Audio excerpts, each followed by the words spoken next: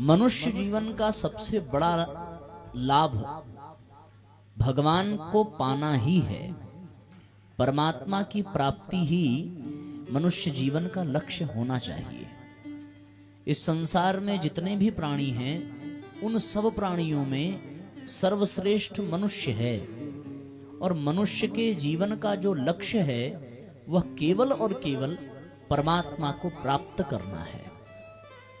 इससे कम में बात बनती नहीं है, क्योंकि यदि किसी अन्य योनि में हम जन्म लेकर के आते, उदाहरण के लिए मान लिया जाए कि हम कुत्ते की योनि में होते, तो उसके जीवन का लक्ष्य क्या होता? रोज पेट भरने के लिए रोटी मिल जाती, विश्राम करने के लिए कोई छांव मिल जाती। इससे ज्यादा उस कुत्ते के जीवन का कोई लक्ष्य हो सकता है क्या? बिल्ली के जीवन का लक्ष्य क्या होगा? पीने के लिए दूध मिल जाए, बच्चों के पालन पोषण में कोई बाधा ना हो, जीवन पर्यंत कोई असुविधा असुरक्षा ना हो, किसी अन्य जीव जंतुओं से कोई खतरा ना हो। उसके जीवन का लक्ष्य इतना ही है। चूहे के जीवन का लक्ष्य क्या है? दिन भर वो घर के अनेकानेक कमरों में अनेकानेक वस्तुओं को कुतरता रहे, उसे कोई पकड़ न पाए, उसका पेट भरता रहे। इससे ज्यादा वो सोच नहीं सकते, इससे ज्यादा उनको लाभ मिल नहीं सकता। लेकिन साथियों, मनुष्य के जीवन का जो लक्ष्य है वो केवल खाना, कमाना, परिवार बढ़ाना और मर जाना, मात्र इतने तुच्छ लक्ष्य के लिए ये विशेष अनुग्रह भगवान का मनुष्यों को नहीं प्राप्त हुआ है। चाहे वो स्त्री हो, चाहे वो पुरुष हो, उसमें मन है, उसमें चिंतन करने की शक्ति है, मनुष्यों में भावना है, श्रद्धा है, विश्वास है। ये सारे जो सद्गुण हैं, ये सारे जो दैवी गुण हैं, मनुष्य में प्रेम है, आत्मीयता है, मनुष्य में उदारता है, मनुष्य में महानता है। ये सारे जो सद्गुण मनुष्य को प्राप्त हुए हैं, ये केवल और केवल जानवरों की तरह जीने के लिए नहीं हुए हैं। ये इसलिए मिले हैं कि हम इन सद्गुणों को और विकसित करते हुए भगवान को प्राप्त कर सके। यही मनुष्य जीवन का एकमात्र लक्ष्य है, और यही मनुष्य जीवन की सार्थकता है। न जाने कितनी बार जन्म लेकर के आए होंगे, न जाने कितनी बार मरेंगे, पर वास्तव में जीवन उसी का सार्थक हो जाता है जो परमात्मा को प्राप्त कर लेता है। संसार उसे कभी भूल नहीं पाता, संसार उसकी पूजा करता है, उससे प्रेरणा लेता है। माता शबरी को भगवान मिले, इसलिए माता शबरी हम सब के लिए श्रद्धेया बन गई, पूजनीया बन गई। अगर उनको परमात्मा की प्राप्ति न हुई होती तो भला हमें क्या आवश्यकता थी वन में रहने वाली किसी वृद्ध महिला को याद करने की? मीराबाई का आज हम लोग यशगान करते हैं, गुणगान करते हैं, केवल इसलिए क्योंकि उनको कृष्ण की प्राप्ति हो गई, गोपियों को भगवान की प्राप्ति हो गई। इसलिए आज गोपियों की चर्चा हर स्थान पर होती है, मीराबाई की चर्चा हर स्थान पर होती है, तुलसीदास की चर्चा हर स्थान पर होती है, और हम सब लोग उनका उदाहरण लेते हैं, उनसे प्रेरणा प्राप्त करते हैं, उनका मार्गदर्शन प्राप्त करते हैं। कारण केवल इतना है कि उनको भगवान की प्राप्ति हो गई और उनका जीवन धन्य बन गया।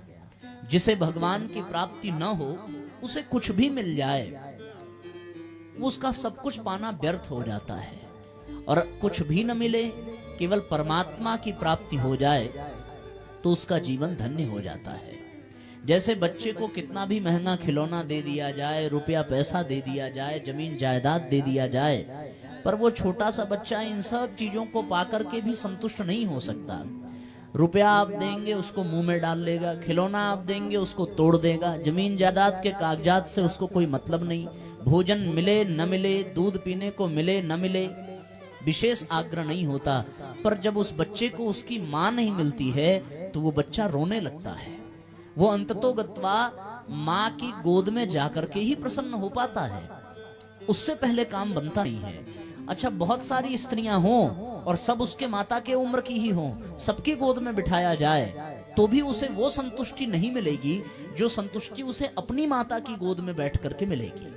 फिर भले वो माता चाहे सूखी रोटी खिलावे, भले वो माता केवल पानी पिलावे, बहुत विशेष सुविधा न दे, लेकिन जब वो अपनी माँ की गोद में जाकर के बैठ जाता है तो उसको बहुत आनंद आता है, बहुत संतुष्टि मिलती है। उसी प्रकार साथियों, हमें इस संसार में सब कुछ मिल जाए लेकिन भगवान की गोद न मिले तो हम सबका जीवन व्यर्थ चला जाता है। और जिसे भगवान की गोद मिल जाती है उसे फिर और कुछ पाने की आवश्यकता नहीं रहती है। ध्रुव को राज्य छोड़कर के जाने में संकोच नहीं हुआ, क्योंकि लक्ष्य क्या था? भगवान की गोद में बैठना। 5 वर्ष का बालक जो अपने राज्य की सुख सुविधाओं को छोड़कर के वन की ओर चला गया, उस बालक को जिसकी सौतेली माता ने उसे कष्ट दिया, जिसके अपने माता पिता ने उसका साथ नहीं दिया, सो वो सब छोड़ करके वन में गया और वहां जाकर के उसे क्या मिला? केवल और केवल भगवान की गोद मिली। और भगवान की गोद में बैठ करके जब ध्रुव तारा चमकता है तो आज वो न जाने कितनों को मार्गदर्शन देता है, कितनों को प्रकाश देता है कि संसार में कुछ भी पा लेने के पश्चात भी हमारी वो चमक नहीं खिलेगी जैसी ध्रुव तारे की है। कारण केवल इतना है कि उन्हें भगवान की प्राप्ति हो गई। प्रहलाद को भगवान श्री हरि की कृपा मिली तो जीवन की सारी असुविधाएं, सारी विडंबनाएं, सारे कष्ट, सारी परेशानियां प्रहलाद को स्वीकार थी। माता कुंती ने राजमाता बनने का सौभाग्य प्राप्त किया, पर जब भगवान ने कहा कि आपको क्या चाहिए, अब हम जा रहे हैं, कुछ और चाहिए, कोई और कामना हो तो हमसे मांग लीजिए। विपदः सन्तु नः, अर्थात उन्होंने कहा कि मुझे कुछ नहीं केशव, केवल विपत्ति चाहिए। पूछा विपत्ति क्यों चाहिए? जीवन तो पूरा विपत्ति में ही बीत गया।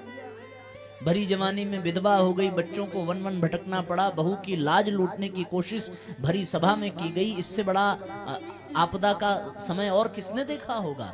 लाक्षागृह में आग लगा करके जलाने का प्रयत्न किया गया, अपने ही परिवार के लोगों ने दुर्व्यवहार किया, तो जीवन तो पूरा विपत्ति में बीत गया, फिर अभी और क्यों विपत्ति चाहिए?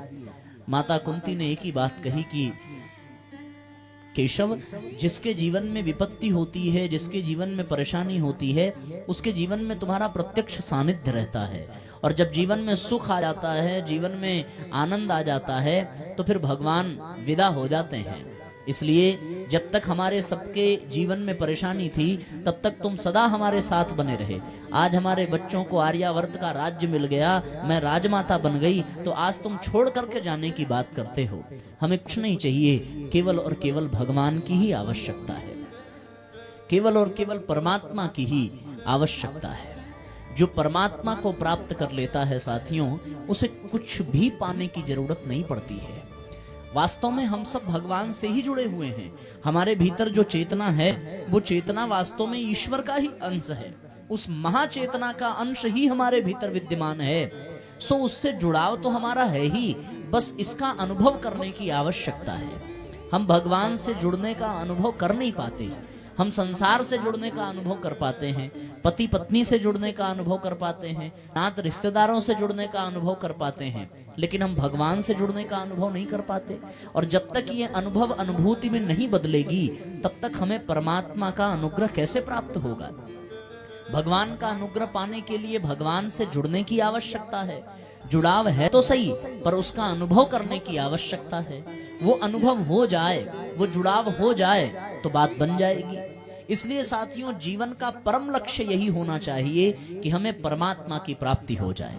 जीवन का परम लक्ष्य होना चाहिए कि हमें ईश्वर का दर्शन हो जाए। और तब तक चैन से नहीं बैठना चाहिए जब तक भगवान की प्राप्ति, भगवान का दर्शन न मिल जाए। बहुत प्यारी घटना आती है कि एक बार एक शिष्य ने कहा कि भगवान की प्राप्ति क्यों नहीं होती, भगवान हमें क्यों नहीं दिखाई देते? उनके गुरु ने कहा कि कल सवेरे गंगा स्नान के समय मेरे साथ चलना, हम तुम्हें इस प्रश्न का उत्तर देंगे। सो गुरु अपने शिष्य के साथ गंगा स्नान के लिए गए। अब गुरुजी नहाने लगे तो शिष्य को भी कहा कि आकर के तुम भी स्नान करो। शिष्य भी उतरा, स्नान करने लगा। गुरुजी ने शिष्य को पकड़ा और कंधे पर जोर से ताकत लगा करके नदी में डुबा दिया। नदी में डुबाया तो नदी में डुबाने के बाद शिष्य जोर जोर से चिल्लाने लगा। गुरुजी हट्टे कट्टे थे, सो जोर से दबाए रखा कि ये बाहर निकलने ना पाए। और बेचारा एकदम मतलब मरने की कगार पर पहुंच गया। अंत में बड़ी जोर से ताकत लगाई, सो गुरुजी के चंगुल से बड़ी मुश्किल से छूटा और नदी से बाहर जाकर के गहरी गहरी सांस लेने लगा। गुरुजी ने कहा क्या हुआ? शिष्य ने कहा आप पागल हो गए हैं क्या? अरे मैं मर जाता। गुरुजी ने कहा कि जब तुम मर रहे थे तो कैसा अनुभव हो रहा था? बोले यही अनुभव हो रहा था कि किसी तरीके से सांस लेने को मिल जाए। आप तो पूरा मार डालने की ही योजना बना करके ले आए थे, ऐसा कोई करता है क्या? गुरुजी ने कहा तूने ही तो प्रश्न पूछा था कि भगवान क्यों नहीं मिलते, सो प्रश्न का जवाब तो देना था ना। बोले ये कैसा जवाब कि जिंदगी से ही हाथ धो बैठे, आपको अंदाजा नहीं है डूबने में कितना कष्ट होता है, पूरा सांस फूल रहा था। गुरुजी ने कहा कि जितनी बेचैनी सांस लेने की है, अगर इतनी ही बेचैनी, इतनी ही व्याकुलता भगवान को पाने की हो जाती तो भगवान अवश्य मिल जाते। हमें हर चीज को पाने की व्याकुलता है, मकान बनाने की व्याकुलता है, गाड़ी खरीदने की व्याकुलता है, परिवार सजाने की व्याकुलता है, स्वस्थ सुंदर दिखने की व्याकुलता है, पर हमारे पास साथियों भगवान से मिलने, भगवान को देखने, भगवान को जानने, भगवान को सुनने और भगवान को अनुभव करने की व्याकुलता नहीं है। सो ऐसी स्थिति में जब भगवान को अनुभव करने की व्याकुलता न हो तो भगवान मिलेंगे कैसे, भगवान का अनुभव होगा कैसे? ये व्याकुलता, ये बेचैनी तो होनी चाहिए ना। द्रौपदी ने अपनी सभा में सबसे सहायता मांगी है, किसी और से उन्होंने किससे नहीं मांगी, अपने पांचों पति पांडवों से सहायता मांगी, द्रोणाचार्य से सहायता मांगी, महाराज धृतराष्ट्र से सहायता मांगी, पितामह भीष्म से सहायता मांगी, गुरु कृपाचार्य से सहायता मांगी। बेचैन तो है, पर वो मार्ग किसका देख रही है?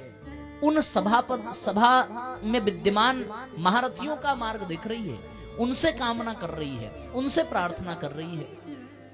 क्या वो काम आए? नहीं काम आए। अंततो गत्वा द्रौपदी के पास जब कोई विकल्प न रह गया, कोई सहायक न बचा, तो दोनों हाथ उठा करके गोविंद को पुकारा, और जैसे ही भगवान को पुकारा वैसे ही एक क्षण भी विलंब किए बिना परमात्मा को द्रौपदी के पास आना पड़ा। ये भगवान की विशेषता, ये भगवान की कृपा है। ऐसी स्थिति में साथियों हम सब लोगों में दिक्कत ये है कि हम सब कुछ के लिए व्याकुल हैं, पर वास्तव में परमात्मा के लिए हमारी व्याकुलता नहीं होती।